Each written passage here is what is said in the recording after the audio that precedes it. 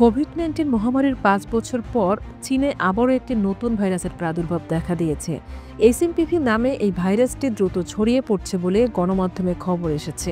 অনেকটা ইনফ্লুয়েঞ্জার মতো এই ভাইরাসে এরই মধ্যে আক্রান্ত হয়েছেন অনেকেই, ফলে নতুন করে উদ্বেগ এবং আতঙ্ক ছড়িয়ে পড়েছে।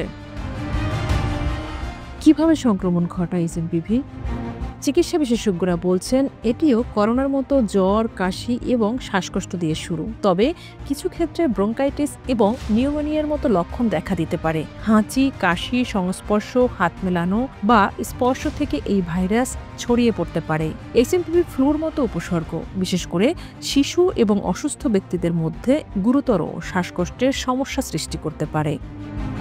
যুক্তরাজ্যের সাউদাম্পটন বিশ্ববিদ্যালয়ের জ্যেষ্ঠ গবেষক মাইকেল হেড এ বিষয়ে গণমাধ্যমকে বলেছেন, আরও একটি মহামারীর আশঙ্কা করা হচ্ছে।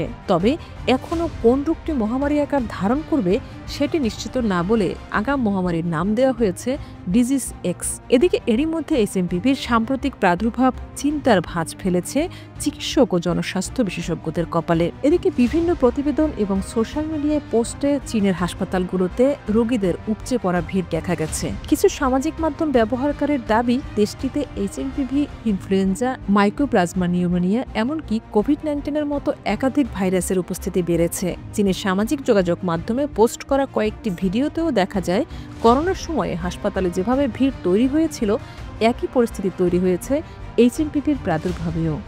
একই অবস্থা দেখা গেছে জাপানেও। দেশটির সংবাদ মাধ্যম বলছে, চলতি মৌসুমে দেশটিতে ঠান্ডাজনিত সংক্রমণ ছাড়িয়েছে ৭ লাখেরও বেশি মানুষের মধ্যে।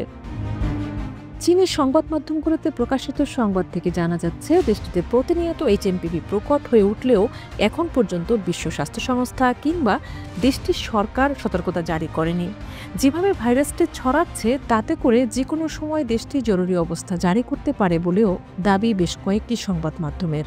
এদিকে এ নিয়ে সতর্ক অবস্থানে রয়েছে ভারত। এইচএমপিভি ভাইরাস চীন থেকে যাতে করোনার মতো ভারতে ছড়িয়ে না পড়ে, তাই আগে থেকেই সতর্ক অবস্থানে আছে দেশটি।